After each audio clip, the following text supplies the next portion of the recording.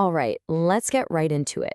We're going to talk about something that gets to so many of us, but something we rarely have a good plan for. You know, that knot in your stomach when you even just think about money. You know exactly what I'm talking about, right? That little pause, that moment of dread, right before you tap the screen to check your balance? If that sounds familiar, I promise you, you are not the only one. That feeling, it actually has a name: financial anxiety. But here's the good news. You really don't have to live with it. Seriously. By the time we're done here, you're going to have a super clear, practical plan to feel way more in control of your money. And it all starts with just a few minutes, once a week. So to really fix this, we first have to understand why dealing with our finances feels so uniquely stressful in the first place. And trust me on this one, it is definitely not just you. Well, it really boils down to three things. First, money tasks are intermittent. We don't do them every single day, so it's hard to build a smooth, easy routine. Second, they're often ambiguous. Like, what's the right thing to do with my money? The answer isn't always clear. And third, and this is the big one, they're incredibly emotionally loaded. Our money is all tied up with our feelings of security, of success, and our freedom. So because it's so stressful, what's our natural instinct? To avoid it. And yeah, not looking at your bank account, it does give you a tiny bit of relief in the moment. But this is what creates a really vicious cycle. See, the longer you avoid it, the more uncertain you feel, and the bigger and scarier the anxiety gets for the next time. Okay, now that we get the problem, let's talk about the solution. The fix actually comes from a really powerful concept that you use in therapy. We're going to borrow it to completely break that cycle of avoidance for good. It's called worry time. And the idea is actually pretty simple. Instead of letting your money anxiety just pop up whenever it wants all week long, you schedule a specific, contained time to deal with it.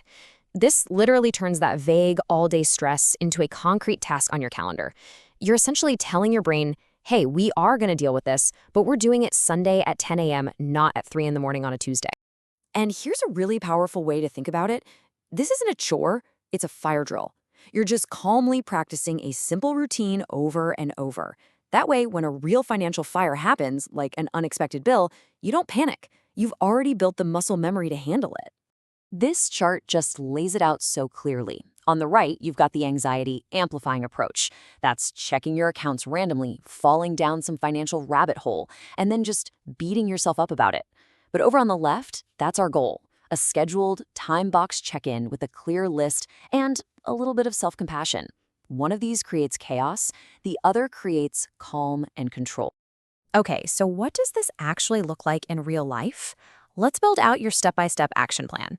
It's easier than you think. Here it is, your entire weekly ritual in 3 simple steps. First, you just review. Look at your balances, see your recent transactions. No judgment, you're just looking. Second, you reconcile. See what bills are coming up soon.